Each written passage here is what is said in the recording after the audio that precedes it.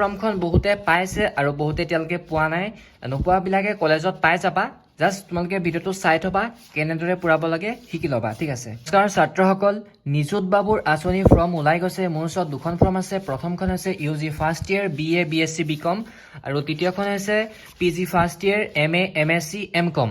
এতিয়া নিযুত বাবুৰ আঁচনি ইউজি ফাৰ্ষ্ট ইয়েৰ ফৰ্মখন কেনেদৰে পুৰাই তোমালোকক ধুনীয়াকৈ বুজাই দিম এইটো ভিডিঅ'ত তোমালোকে জানিবা কেনেদৰে ফৰ্মখন পুৰাবা ভুল নকৰাকৈ প্ৰথমতে তোমালোকে ইয়াতে দেখা পাইছা প্ৰথমতে কৈছে ইয়াতে এক নম্বৰত কৈছে নেম অফ ষ্টুডেণ্ট ইয়াতে তোমাৰ নামটো দিব লাগিব তোমাৰ নামটো কেপিটেল লেটাৰ লিখিবা এক্সাম্পল হিচাপে তোমাৰ নামটো বোলে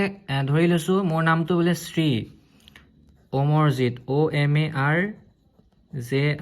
অমৰজিৎ BORAH এনেকৈ তোমালোকে কেপিটেল লেটাৰ লিখিবা ঠিক আছে গোটেই ফৰ্মখন পাৰিলে তোমালোকে কেপিটেল লেটাৰ লিখিবা তেতিয়া বস্তুটো ভাল হয় মানে একদম স্পষ্ট হয় ইয়াতে হৈছে 2 নম্বৰটো মেৰিটেল ষ্টেটাছ সিঙ্গল মেৰিট এতিয়া তুমি বিয়া পাতিলা নে নাই পতা দিছে যদি তুমি বিয়া নাই পতা তেন্তে তুমি সিঙ্গলত টিক কৰিবা যদি তুমি বিয়া পাতিছা তেন্তে তুমি মেৰিডত টিক কৰিবা